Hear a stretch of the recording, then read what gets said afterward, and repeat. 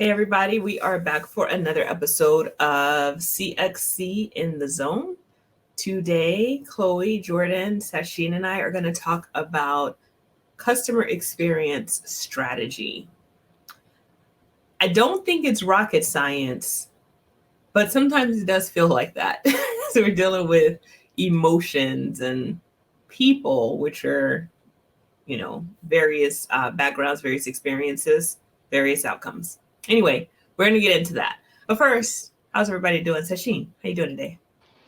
Fantastic. I'm glad it's, headed towards the weekend and now it looks like it's about to rain. I'm in Miami.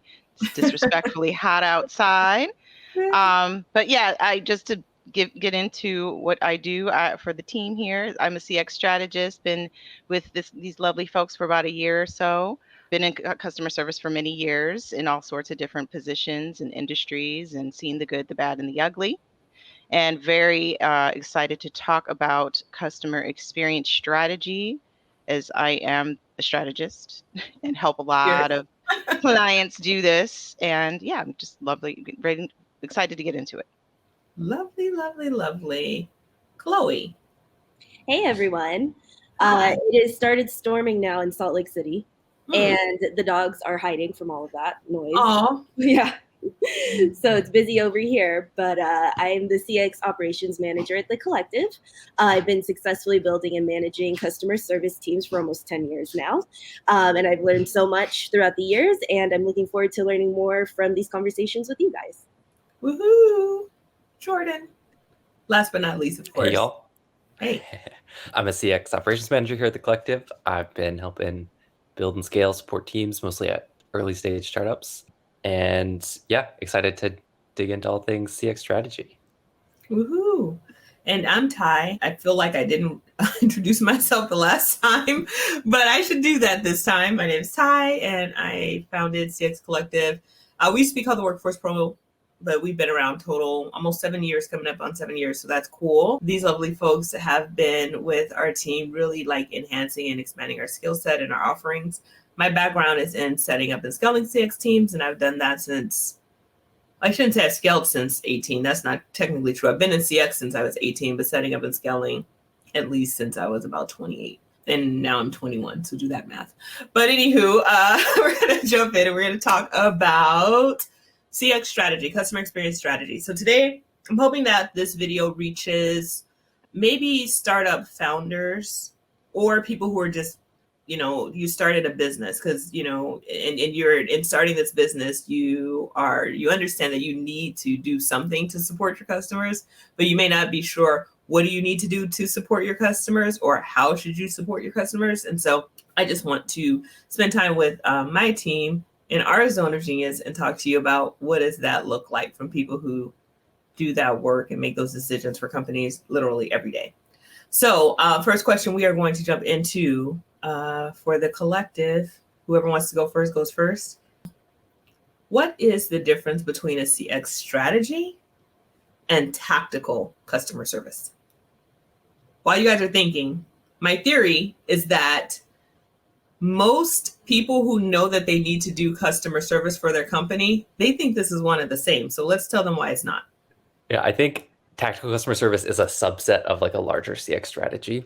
But I'd say like tactical customer service is responding to customers who are reaching out to you with like questions, typically tactical questions. But I think a CX strategy is like all encompassing of like every touch point that you can have with the customer, even if they're not talking to you. So like if you're a physical product, when you ship them a product, are you including a note that says like all of this is related to your customer experience? Yeah. And service is just part of that. Agreed. Who wants to go next? I'll go next.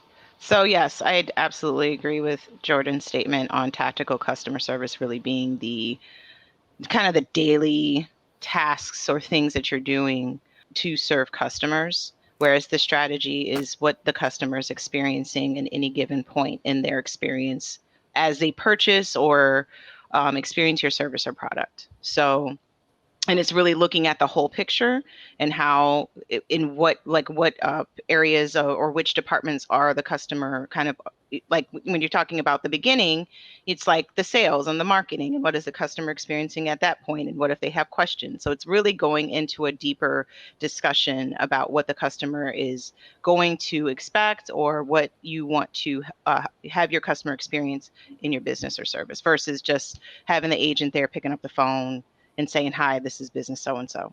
So Yeah. I Chloe? feel like a solid strategy leads to really good tactical customer service. So you want to make sure your onboarding process is set, your training process, your post-training process. Like, what do all of those things look like in order to have a successful tactical response? I agree with all of you guys for sure. I always look at, I'm always talking about the what and how. That's the intuit in me. But the CX strategy is what you need to do. Tactical is how you're going to do it, in my opinion, right? For example, I think if I said to any business owner or startup founder, you need someone who's going to reply to customer requests or questions, everybody gets that. That we don't have to prove anything around. They're like, yep, that's true. We do need that. Where I think that we run into some challenges is when you try to take a function that people see as highly, highly, highly tactical, and you try to help them to see it strategically. So literally trying to pull them out of the weeds, to pull them back to look at big picture and say, it's probably best to invest in a tool that will help you categorize what people are contacting you about, which will help you determine what, FAQs you need, or to even prove further, you actually need a help center. Like, all of those things I think is really difficult to get people to understand. And my question for you guys is, I think, and I feel like somebody kind of alluded to this, strategy makes you more proactive because you're kind of thinking ahead, thinking about what could potentially be, what could possibly come. And then tactical is responding to that. And I think we try to stay in the place of proactive or future state of customer service. So, question for you guys, how can, someone make customer experience proactive? Making customer experience proactive is really, well, one good thing, I think a good place to start, especially if you're starting, is really having the foundation of mapping what the customer experience should be, in kind of, because we always talk about theory and practice, right? So really coming with that kind of plan of what is the customer, like, we've got this, what is the customer going to experience, right? This is what we think. And then going from there and thinking about where the pitfalls are from that mapping. And some people do it. There's like 15,000 ways to do a customer journey mapping. It's ridiculous. Like, just whatever mapping that makes sense to you is a good place to start. And figuring out where you can be proactive in the phases. And then how does that tie into your team then, and how do you want to, on the back end of it, keep logs of that? So it's like a whole thing, but it's, starting out with that first mapping of where are they going, like they were on IG and then they landed on our website and then they went on this product page or they went on this membership thing, like literally going through those steps. And it can be very painful and long, but it's worth it, because when you don't do that, then you're in a space of reactiveness. So that's one of the first things I would think. Yeah, I know when we finish like doing an implementation or a setup and you turn over 200 pages of documentation and they're like, all of this? Well, yes, you're dealing with people. There are many, many different things that can happen. Jordan, what do you have? Yeah, I think that anticipation is key. I think like a very concrete example is if like you're in the e-commerce space and like customer, like orders are going to get delayed sometime. It's out of your control. But if you use Shopify or use a system that will notify you of that, you can set up something to automatically let the customer know, like, hey, your order's delayed. Here's a coupon for 10% off, but also like we'll keep you updated. Like, so it avoids them reaching out to your team, and like you can usually automate a lot of it so it like happens without a human needing to be involved, which ends up saving everybody time. I like that. Before I jump in, Chloe, what do you think? I absolutely agree with everyone so far.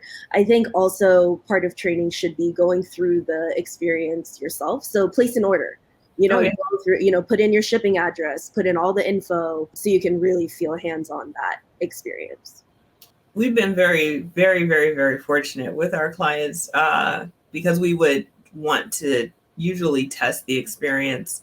And in that, sometimes we'd get a coupon code so we can actually place an order and see how it feels. Some clients have even given us products for free just so that we can go through, even it's silly to say, but opening the box.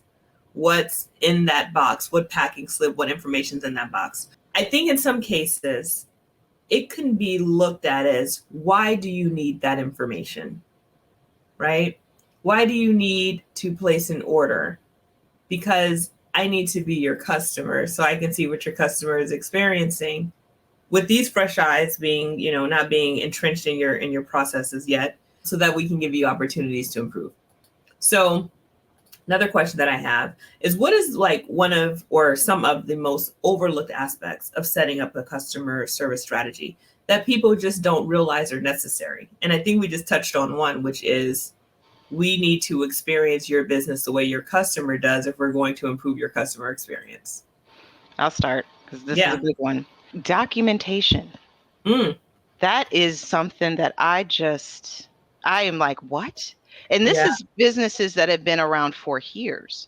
They do not have documentation. And what I mean by that is an understanding of what is going on today in your business as far as the processes and what you are doing to get work done today with your CS team. So taking some of that tactical stuff, putting it on a document, and then really iterating on it as you go along, because things change, right?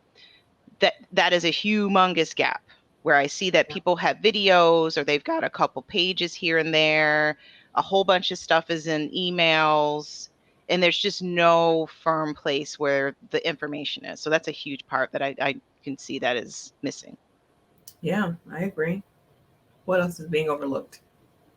I think like managing your data and like tagging systems is something like I've just seen people just ignore, and like being able to like identify why customers are reaching out helps you be proactive and like set up a strategy of like how to deflect or like how to handle these situations. I worked with a company a while ago that like when I came in, they had over 400 different possible tags that an agent could apply to a conversation. And it's like, the first question is like, what are you doing with the data? And the answer is, we're not using the data. So like, why are you making them tag this if you're doing nothing? And so we were able to get that simplified down to like under 50, which even that I think is probably too much. But like being able to like connect the data and like see all of that in some sort of dashboard really like can help you set yourself up for success down the line. I agree. That's a really good point. I think also practice is really underrated, because usually as soon as you're done with training, sometimes you get thrown right into the queue and, you struggle. And so I think a practice period is essential post-training. Yeah, so that time to do a lot of hands-on, right? Yeah. I agree with that, because I think that what I've seen happen is we can teach someone how to do something all day long, but if they don't understand why they're doing it, it doesn't land the same way. Right. And you almost have to create that like, understanding at the basic level, which can be difficult for some people, because it's kind of like, I'm having you, right now I'm just having you make one line, and you're writing one line 50 times, and you're like, why do I have to write this line 50 times? But, writing that one line is going to teach you how to write a T, going to teach you how to write a K. It's going to teach you so many things, but the foundation is to just get that line right, so that when I add to it, you're not like confused. A lot of the things that you guys are saying, like documentation, data management, a good training, structure or program, I think these are all things that people probably go, oh yeah, I need it. But what would you say to the founder or the SBO, small business owner, who says to you, yeah, but those things are not important right now. I don't need that right now. What I need is someone to pick up the phones. I run into that often. And typically I like to kind of put them in a position of understanding institutional knowledge and how putting somebody, and also consistency, because if they're communicating that they are looking to elevate or improve their customer experience, strategy or their program, and they're saying, yeah, I just kind of need a software system, or I just need somebody to put this FAQ document together. And it's kind of like, okay, those are pieces to a puzzle. You have pieces to like a jigsaw puzzle, right? So you're asking for 3 pieces of a jigsaw puzzle and you're missing 20. right? You don't have a full picture. You're never going to have a full picture of understanding what customers are going through until you have a complete puzzle. Otherwise, if you're okay with those three pieces, and then it's everywhere. You know how jigsaw puzzles were, there's just pieces everywhere. Yeah. There's a chaos to that. So when you don't have that organized, it just adds to the chaos that's already maybe going on in other areas of your business and just causes stress. So I kind of try to pose it to them like that. Yeah. Sometimes it resonates and sometimes it doesn't, because it's just, how it goes. But yeah, I start from that perspective. With that one, that's why sometimes we target more a scaling startup, because a scaling startup understands that they need a foundation that they can build from as they double, triple, quadruple in size, whatever that looks like. Whereas a business that is like growing a little bit more steady may not see value in, something as robust as we do, as far as like how our playbooks are built out. They may not see value in that because it takes a lot of time, energy, and effort. But what I can tell you is that at the end of the day, one of the hardest roles to fill for CX is someone who has built CX from the ground up. And I'm not talking about built it under someone who hired them in to execute. Someone who has come up with the full strategy of how this is going to scale. That is a very difficult find. And I think that is where we kind of insert ourselves so that we can actually do the scaling from the ground up. There's nothing there, no problem, we got it. And then they can find someone to run it. But along the lines of people not necessarily being on board for scalable practices, what are some ways that so let's say that we're all CX leaders in different companies. We just joined.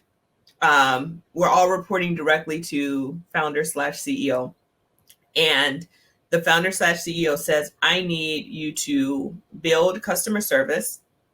We just got our Series A. Let's say you joined super early. We got our Series A, and our goal at the end of this year, our run rate's going to be triple what it is right now. And in order for me to have that set up, I need to make sure that we can reply to every inquiry that comes in a fair amount of time. We'll leave that blank. I need to make sure that everybody is properly trained. We have a specific brand voice that has to show up. And I want to make sure that our CSAT, our NPS, really shows that people value and respect what we're doing, because I need to take that to the board. Okay. However, I'm expecting you to do it because I hired you as the head of CX.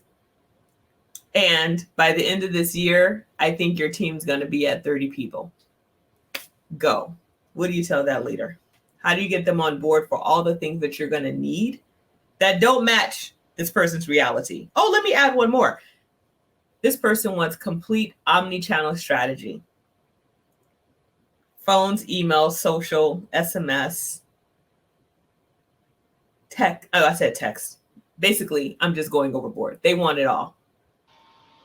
I'd be asking what the budget is. The budget is, it's going to be you plus 30 reps. And then, okay, so that's just like people, that's the people part. So I'm looking for that. I would be looking for like, is there a tech budget? You know what I mean? Is there, what are the other resources? We already have a tool in-house, and our tool supports omni-channel. You guys are laughing. I live this, except I had 1 month to hire 30 people. Oh my gosh. There were 6 there. But anyway, go. What would you say? I have to take a 5. I should I have to take a 5 and then like, so that I understand what you're asking for and really like write down what they just said. Yeah. And take a 5 because that's a lot. Yeah. And then thinking about the product or service, and then it would just take me some time to think about it, because I'd be like, well, I need to think about how this would go, because that's a lot. That's a high rate of satisfaction. If they're a startup with funding, there's still a lot of unknowns in the whole part of them being a startup. You know what I mean? There's so many unknowns when it's a startup, and what the once again, theory is of what they expect customers to be experiencing versus what the reality is. And then you still have the whole tech part of it where there's good possibility that things aren't going to be perfect in that first year. And then to have those expectations around, number one, that you're going to need 30 people in a year. You have no idea. That's just an estimation, right? Mm-hmm. So it's like there's a lot of unknowns in what they just said, being a startup. Mm-hmm. But yeah, I would take a 5. Yeah. Here's the, I mean, oh wait, before I go, anybody else have anything about that, the wackiness that I just explained? I think this is sort of where project management comes in. Mm-hmm. You know, I would have to ask them, what is your number one priority? Mm-hmm. And we just need to build one by one. And then just sort of make them think what's important to them. Yeah. Is it going to be customer retention? Is it getting new business? Is it, you know, the experience? What is important to you? And then let's build it from there. Yeah, I mean, I wrote these down. I love that list of things. So like, it's good that they're thinking of like, those are all good things that would make a great customer experience. I think like level setting expectations, I think taking 5 is good. And like coming back with a plan of like, okay, realistically, like give them a couple options. Like we can accomplish this and get the like C set up. We can accomplish this. And like in terms of response time, and like give them some options and give them that control and go from there. But like being able to hire a team of 30 in a year, like that's like a depending on the volume coming in, like that's a pretty big budget to work with. Well, I'll tell you guys what really happened. It was 30 people in a month. It was not 30 people in a year. It was 30 people in a month. I did it. It wasn't very wise the way that I did it. And the part of it was that I didn't feel confident enough at that time to say, this is not realistic, because anytime I would bring logic into it, it would be like, well, why not? Why can't you?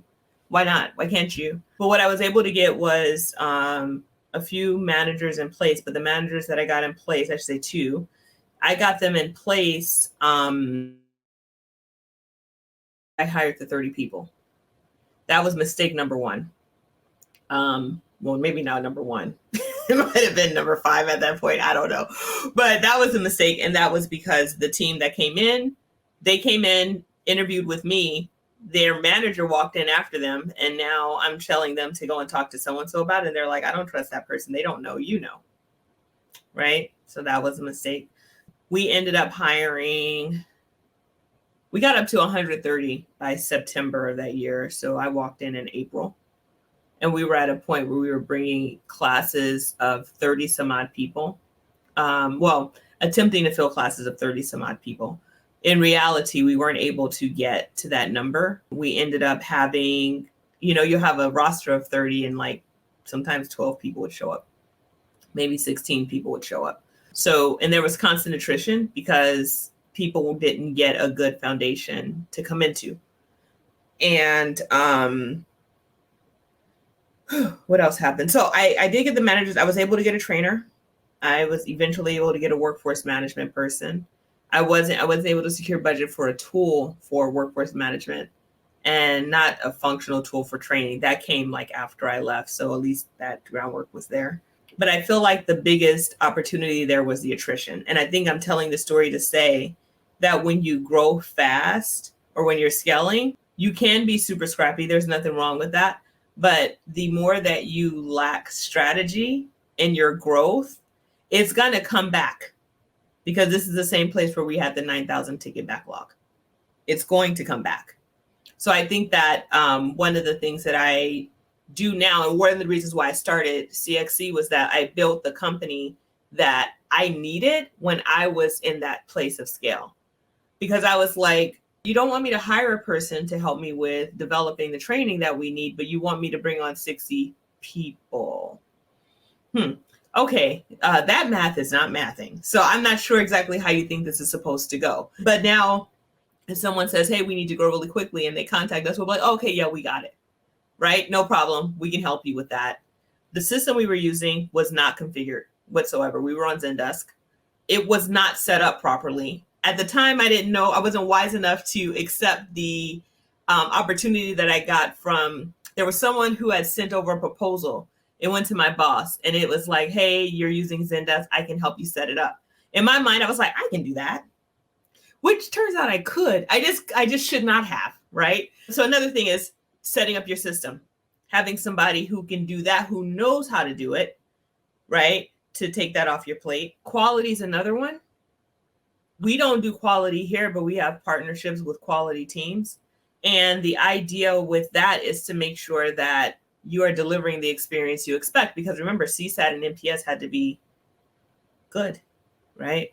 I wanted to tell a story about how what a founder would say, what a CEO would say about what they want for customer experience, and then how that lands on more than just whoever's leading their team.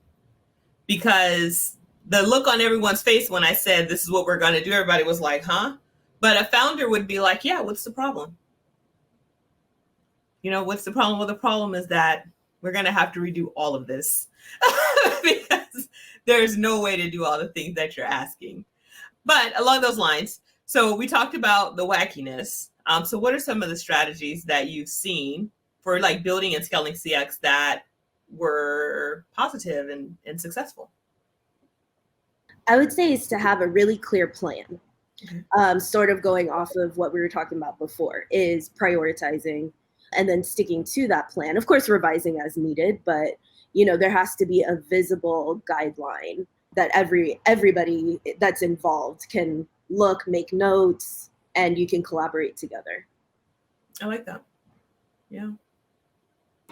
One of the strategies that I did with a client was getting their voice together. There was one that sometimes companies do as they go and grow, and they don't necessarily have agents that have been trained. And so you're kind of in the middle of cleaning that up and trying to get things on board. It was getting that kind of tone, really getting all of the messaging out in the same vein that was informational, but people can still personalize. Yeah. And so you don't have, you know, the ability for agents to kind of sound like one person and then another person sound like a complete other person, you know, somebody that's super like casual versus somebody who's super corporate, and then somebody who just sounds like they don't know what they're talking about. And it really sends a messaging of distrust in some ways, depending on what the information is, you know, being communicated. So that strategy of helping the company see, like, your website says this, your FAQs sound like this, your response is, and your agents are sounding like this. We need to get this whole thing together. And once they did that, it was more cohesive, then it wasn't as confusing for customers because it was really about communication and messaging. So that was one of those strategies that I helped the company with. I like that. That's a good point. I think a good addition to that too is like building a quality program early. Like if you, I think like the dividends for that pay themselves off. Like having a consistent brand voice from your team is important. That's one thing, but also like, are they following the right policy? Like how much is that costing your team when like we give the customer the wrong info, or like to get a customer off the phone, we're like, yeah, sure, we'll give you $50 off. Like if you're not listening to calls, if you're not like tracking all of that and like telling agents, like what, giving them feedback of how to do better, like it's going to cost you money. Like your agents are going to leave because they're not getting feedback. And so I think getting a good quality strategy in place is key.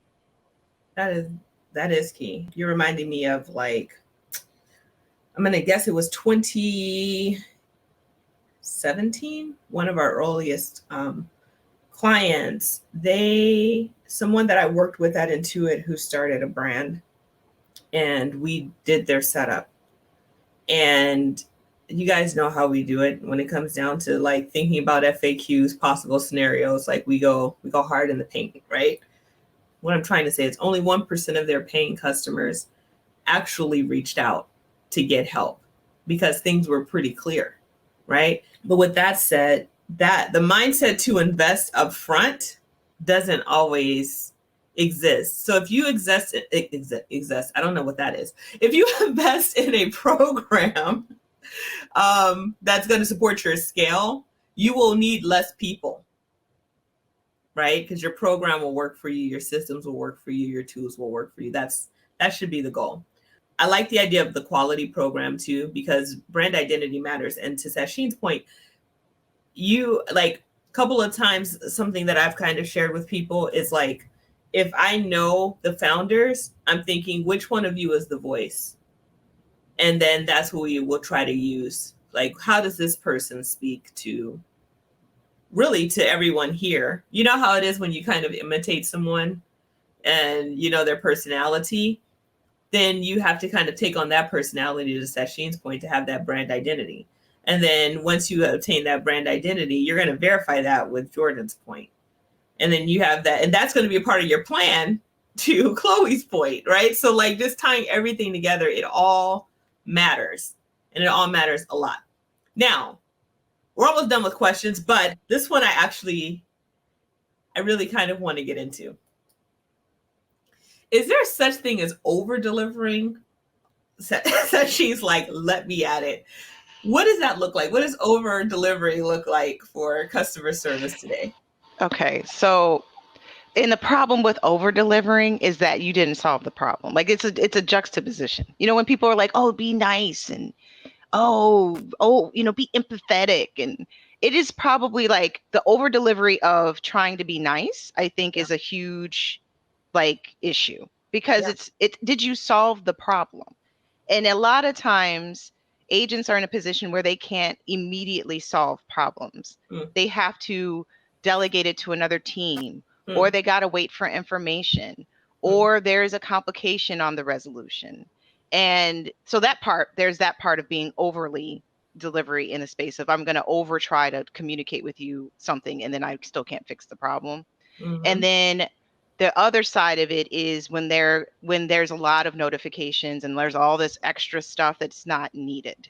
You could really simplify that and communicate in a clear, defined way, and have a resolution that doesn't require 15 different responses, a survey afterwards, and then come on and reach out to us next week, because we just want to make sure. So there's definitely room for over delivery. Definitely. Okay. Anyone else have anything on it? Yeah, I think I've been in a space, I think, where we've over delivered in like such a negative way. I will say, like, I've seen like brands that have like a really good return policies, like they're probably over delivering. Like when that like word gets out that a brand has like this amazing return policy, there's all this abuse that goes along with it, and then you like really set yourself up not for success, and then you have to change the policy, and then people like that were using the policy in like the right way are now upset. So I think definitely something to keep in mind, but I haven't seen it too much in my career. Okay. What about you, Chloe? I worked with a client that had a very intense follow-up program. Okay. And it was for a clothing company.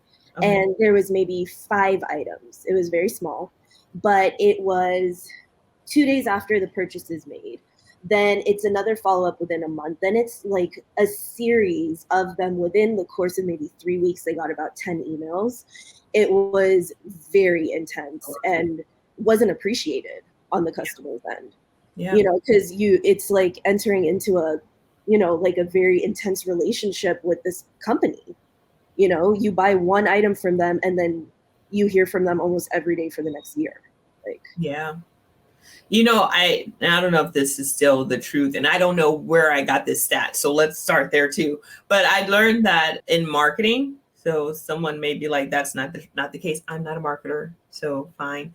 But a person has to see a brand 6 times or a message 6 times for it to stick, right? The other night, this past weekend, we were out at dinner at a restaurant, and we sat outside on the patio. We were in West Hollywood.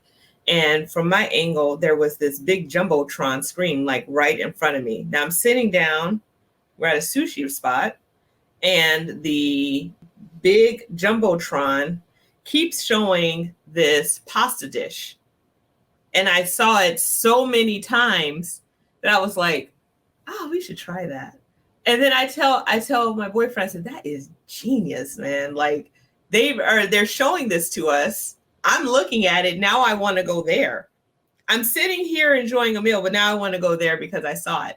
Right. And so that company that you were working with, they probably just overdid it, because sometimes not everybody really cares what people think about them. They care that, yes, I'm going to send, 10 emails a week to 100,000 people, but 5 of them are going to buy, and that matters more.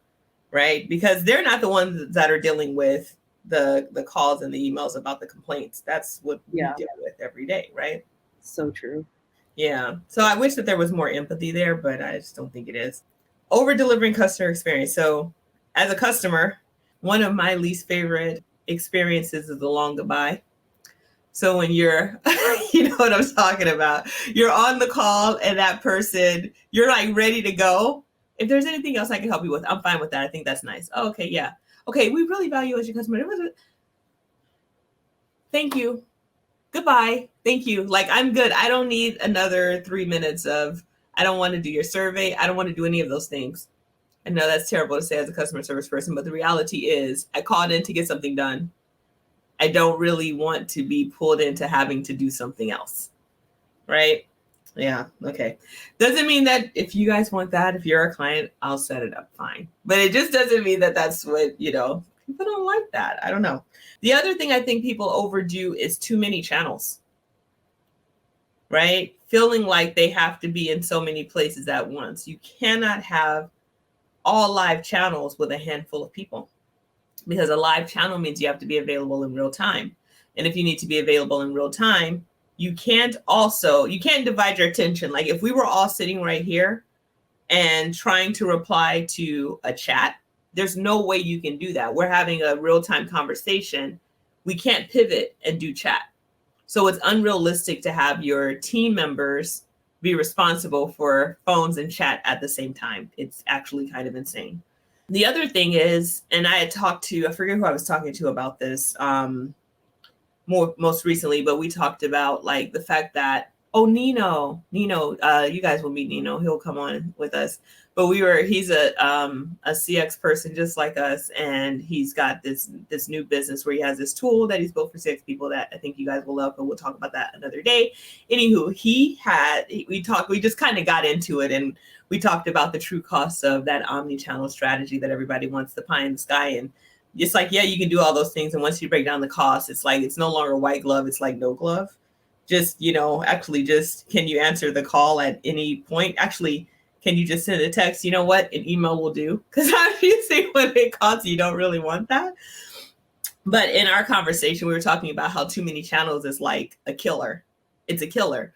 You're trying to solve for what you think the customer wants, when all the customer really wants is an accurate response to their question in a fairly timely manner.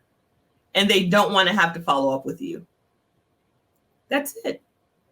If you reply to emails in a couple of hours, they're going to be fine with that. If the answer is accurate, solves their issue, right? You take a human approach and consider, did they reach out about anything else? Let me solve this all in one. You're not going to have a problem, right? So you don't necessarily have to have somebody sitting on the phone just in case the phone rings. If you're effective with a process like email that doesn't take much time. Because not like that, but the only time that, like, who has time? Who has time? Where are these people who have time to spend on the phone? Where are they? They're definitely not a part of CXC. We don't have that kind of time. So anyway, any thoughts on that one? Any more questions on that one?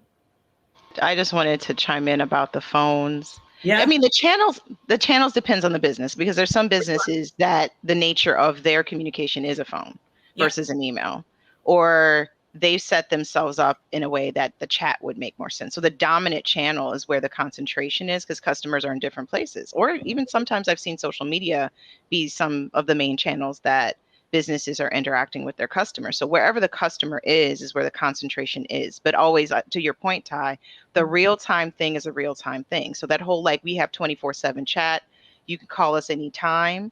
Saying that on the website and then having somebody try and then you're not there it's really bad. Yeah, it's really not a good strategy. So it's keeping those things in mind and where your customers are, especially with your channels, and being very careful about adding a channel and being intentional about why you're adding the channel is very key. Yeah. And, like using Six Sigma as like a baseline too, we should only be doing what the customer expects. And that's pretty much it. Everything else is just for fun. So, and they'll tell you what they expect. Right? You'll get a message that will say, why don't you pick up the phone? Or you'll get multiple messages from one person because it's been 3 days and they haven't gotten a response. That means that they don't like your SLA. Like, it's all there. It's just that it doesn't show up in bright lights, but they'll tell you and you'll know. Okay, I think this is the last one. We've been touching on this one, I think the last 5 episodes. We're going to touch on it again. AI. It's our favorite thing because, as we discussed a little while ago, the takeover is real. The episode will come out soon. By the time this one airs, the other one will already be out. But there's an episode with Ash, who's the senior customer success manager at Zendesk, and we talked AI. Ash said that she has no fear that AI is going to take the customer experience job, which spoke to what we've been talking about. But let's talk about some strategies that maybe a founder could use to incorporate AI into their support strategy that may save them some dollars in the end.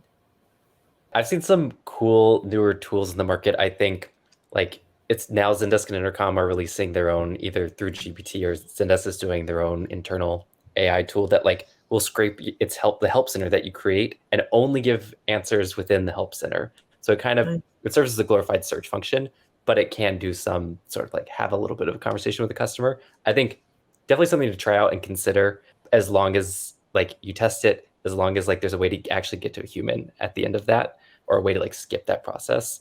The other cool thing with like AI machine learning is like auto tagging tickets, like anything you can do to save your agent time. There's going to be some like issues with auto tagging, but as long as it's directionally sound, it like can really help you out, and like you can get all this good data about like, okay, why are customers reaching out? That and like sentiment analysis is really cool. And so definitely something to explore. Yeah, I saw the setup that you did for one of our clients in Gorgeous with incorporating the tagging and the sentiment. And it was very, very detailed and very well done. One of the things that I like that you said is that directionally sound, because I think that people think that tagging is the end of it. And they think that the more tags they have, the better. But there's a point to which you talked about not too long ago. There's either you can have way too many tags and you can't make any decisions. So like really narrowing down to like, what do people want from you at the highest level with the ability to drill down, I think is good. But understand that the system is only as good as you make it. And you're going to be basing tagging, depending on what you're using, off of phraseology from the messages, which is going to be mostly right, but there's going to be a time when it's not right. So adjusting those tags is good for you because the system will get smarter over time. So you have anything on this one, Chloe? My spreadsheets and I are over here. Yes, spreadsheets are wonderful. Let's just start there. Spreadsheets are wonderful, especially because a lot of people don't want to invest in the tools. A lot of companies are like, we're not going to buy that tool because we don't think we need it. Okay, so let me build this massive spreadsheet that's going to do at least what I think the tool will do to the best of its ability. Yeah, I get that. So I think in conclusion, at the end of the day, the takeaways that I hope that someone gets from this is, one, there are such thing as unrealistic expectations in building out a CX strategy. 2, listen to the customer. They're going to tell you what they want. That's what you should be delivering. Everything else is just what you want, and that doesn't really matter. It should be about the customer. 3, the first hire in CX. This one I get often. This one, and I know I'm the queen of being like, it all depends, because it really does. But any opinion on the first hire before we wrap up? You get what you pay for. Amen. Okay. Because it's historically an underpaid department, and everybody thinks that they're going to get some expert for $2 an hour. Right. And I mean, it is like, wow. It's a wow for me. Yeah. So you get what you pay for, and then consider your business. Are you looking to kind of hire and grow, right? Or are you looking to kind of be more tactical and have somebody just inserted for now? So really thinking strategically about, is this somebody that's going to be a long-term hire? Do I want this person to grow with the business, or do I want this person to solve this issue today? And then we'll see how it goes. And then, let me build along those lines. Because you're trying to test out because it's hiring in general for any business is hard. It's its own Pandora's box. Yeah. But thinking along those lines, kind of helps navigate who that hire ends up being. And hopefully, the person works out. But a lot of times there's a series of bumps and scrapes along the way until there's a right fit with the team in general. But starting from that place, I think, would help. Okay. Yeah, Anybody else? totally agree. I think like it probably most of the time you can hire somebody that's mostly just going to do reactive support. Because also if you want to pay somebody who's going to be like this great strategic genius, they're not going to want to be in the weeds like answering tickets all day as well. So like there is that balance, and probably at an early startup, like you're not going to have that much volume. But I'd say like think like a couple years ahead. Like if in 2 years do you want like what do you want that role to look like? Like hire for that person earlier rather than later and go from there. Good idea. Good point. I think also having somebody who's super adaptable, because everything is going to change between your first hire and your 50th hire. So are they able to keep up with all the changing documentation processes? So you need to also make sure that they're scalable as an individual for the team. Yeah. And then I would say, shameless plug, you should talk to CX Collective, because we know how to build a program that is going to scale with you as you grow. So that, to Chloe's point, when you go from 5 to 50, you don't have to reinvent the wheel, because we're thinking about, is this going to work when you have 50 people? Is this going to work when you have 100 people? Same way that it works with your 1 or 2. The other thing I'll say is, you guys ever heard the saying, I'm too poor to buy cheap stuff? When you go and you get the bargain brand of detergent and your clothes never get clean, so you use the whole container trying to wash the stain out of your shirt instead of buying the higher end brand one time and using 1 cup. One thing I've learned in building CXC is to hire experts, work with experts, because 5 hours from an expert is worth 20 hours from an amateur. And it is worth it to invest. It is worth it to invest. I don't think you can go wrong. Well, I don't know what I can say or not say on these kinds of things, because this is not what I normally do. But I was going to make a pun about a very well-known DJ who says, "in another one." So I don't know if I can say it, but if you know, you know. But thanks, y'all. As usual, I always appreciate our time. I appreciate the energy, because doing these conversations might seem like a simple thing, but it really does, it puts new wrinkles in our brain. We get these questions come out literally on the spot, and a lot of it is organic when we're just trying to thinking about something and we go on tangents, right? So I just want to thank you guys again, as usual, for just, taking the time and chatting and discussing your expertise and your backgrounds, and hopefully we can make a difference to somebody. Like I said, if we help 5 people, that's worth it to me. So I appreciate you, and I'll see you on the next one.